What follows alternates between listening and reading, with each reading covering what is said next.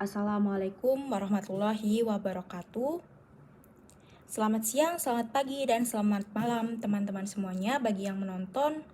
Pertama-tama, mari kita ucapkan puji syukur dan alhamdulillah kepada Allah Subhanahu wa taala karena atas rahmat dan hidayahnya sampai saat ini kita masih diberi kesehatan, kita masih diberi kemampuan untuk menjalankan aktivitas sehari-hari, dan juga kita masih bisa diberi kekuatan hingga sampai saat ini. Sholawat dan salam senantiasa kita curahkan kepada Nabi Muhammad Rasulullah SAW yang telah membawa kita dari zaman jahiliyah menuju zaman Islamiyah. Teman-teman sekalian, perkembangan era globalisasi sangat pesat hingga saat ini. Dunia informasi dan komunikasi telah mencapai tahap yang mencengangkan konsekuensinya.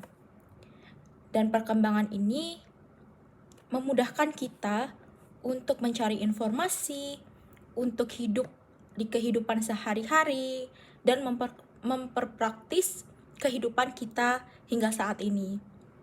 Tetapi, salah satu sisi dari era globalisasi ini memiliki sisi positif, bisa meningkatkan taraf hidup manusia. Tetapi dalam sisi lain, perkembangan globalisasi di era komunikasi informasi ini juga bisa menimbulkan dampak negatif. Salah satunya bisa melalui media cetak atau elektronik atau bahkan yang biasa kita gunakan sehari-hari, yaitu sosial media. Nah, efek buruk dari sosial media ini nanti akan melahirkan keresahan, kerusakan, dan kehancuran bagi umat manusia apabila tidak kita imbangi dengan nilai-nilai agama yang kuat. Teman-teman sekalian, jika kita perhatikan, budaya dan peradaban jahiliyah kini merajalela melalui sosial media. Contohnya seperti tayangan kekerasan, lalu tontonan magis dan mitologis, hiburan erotis, dan juga fitnah antar satu sama lain yang menjamur di masyarakat. Nah, akibatnya ini muncul praktek kita bisa temukan langsung pada masyarakat banyaknya praktek seks bebas, LGBT, narkoba, perzinahan, yang lain-lain yang dapat merusak dari peradaban di masyarakat. Nauzubillahi min zalik. Sebagai jawaban, kita akan membahas tema tersebut dengan landasan Al-Quran, yaitu surat Al-Hujurat ayat 6. Yang artinya, hai orang-orang yang beriman, jika datang kepadamu orang fasik membawa suatu berita, maka periksalah dengan teliti, agar kamu tidak menimpakan suatu musibah kepada suatu kaum tanpa mengetahui keberadaannya yang menyebabkan kamu menyesal di perbuatan itu. Nah, secara filosofi, ayat tadi merupakan landasan dalam menyingkapi derasnya informasi yang disebarkan media cetak atau elektronik ataupun sosial media. Dengan demikian, ayat tadi memberikan kita pelajaran untuk memperhatikan nilai moral dan etika. Namun sayang disayangkan, fakta sebaliknya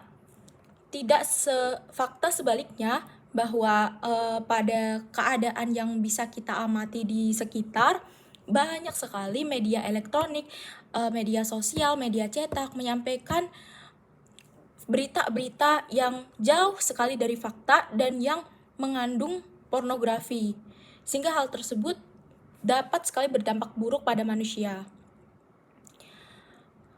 Dan budaya tersebut seolah-olah mendarah daging pada masyarakat kita, terutama remaja, yang seharusnya remaja tersebut memiliki waktu yang cukup untuk membina dirinya. Bahkan akibat budaya tersebut, tidak sedikit anak-anak muda kita yang mati karena narkoba, ganja, morfin, dan lain sebagainya. Nauzubillahi min zalik. Lalu, bagaimanakah sikap kita dalam menghadapi persoalan tersebut? Sebagai jawabannya, kita renungkan dalam firman Allah dalam surat Al-Quran Al-Imran ayat 104. wal takunum mankuma ummatu yat'una ilal khairi wa ya'muduna bil ma'rufi wa yanhauna 'anil munkari wa ulaika humul muflihun. Dan hendaknya ada di antara kamu segolongan umat yang menyeru kepada kebajikan, menyuruh kepada yang ma'ruf, dan mencegah dari yang mungkar. Merekalah orang-orang yang beruntung. Iman Ali As-Sabuni menjelaskan ayat tadi, dan hendaklah ada di antara kamu segolongan umat yang menyuruh kepada kebajikan, menyuruh kepada yang ma'ruf, dan mencegah kepada yang munkar.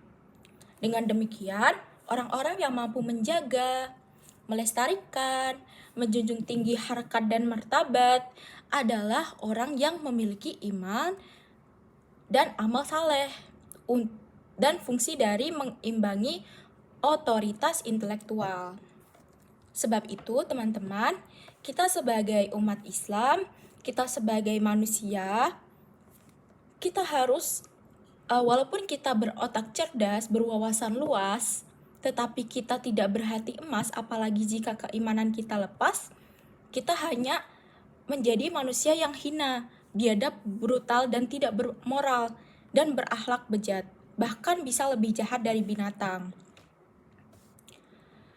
Ilmu pengetahuan yang begitu canggih, yang begitu maju pada orang yang tidak beriman, bagaikan sebuah pisau di tangan orang gila yang bisa menebaskan kemanapun dia mau. Maka orang yang beriman tapi tak bisa membunuh, menipu, merampok, dan meracuni otak-otak kita.